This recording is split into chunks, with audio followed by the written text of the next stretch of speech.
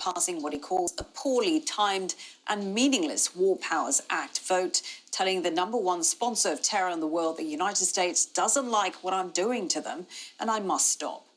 He says by passing the vote, the Senate has provided aid and comfort to the enemy, and the senators have made his job more difficult, but he will get it done. Our chief US correspondent, Alan Fisher, has more on that Senate vote and Marco Rubio's visit to the Gulf. Marco Rubio will visit the United Arab Emirates, Kuwait and Bahrain. What have they got in common? Well, most people will tell you that they suffered the most financially from the war in Iran, apart from Iran itself.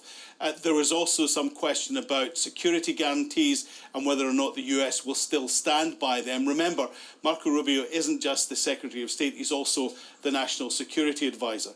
And when he's in Bahrain, he will talk to the Gulf Cooperation Council. Now, there are those in DC who would suggest that Marco Rubio doesn't think the deal with Iran is a good deal. That's nonsense, says the State Department. There is no daylight between him, the President, and the Vice President, who, of course, is conducting the negotiations. So he is going to speak to countries in the Gulf and convince them that this is actually a good deal and has the full support of Donald Trump and his administration. It comes as the Senate has voted for the first time to say that Donald Trump cannot go back to war with Iran. Now, it's passed the House and it's come close a couple of times in the Senate, but this time 4 Republicans voted with the Democrats, 1 Democrat voted with the Republicans, but there were 2 Republicans missing, and that meant by 50 to 48 votes this was passed by the Senate. Now, this cannot be vetoed, but certainly there are questions over the constitutionality of it. It comes under the 1973 War Powers Act.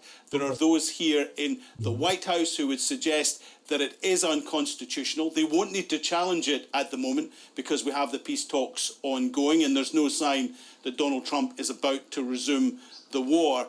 But there are those who say that Donald Trump has the right, as Commander-in-Chief and as President, to start a war if he believes there is a threat to the United States and he doesn't need congressional approval. Now, at some point in the future, that may be tested, but for the time being, we can only remark that this is perhaps the biggest split between Republicans in the Senate and Donald Trump since he began his 2nd term in the Oval Office. Alan Fisher, Al Jazeera, at the White House.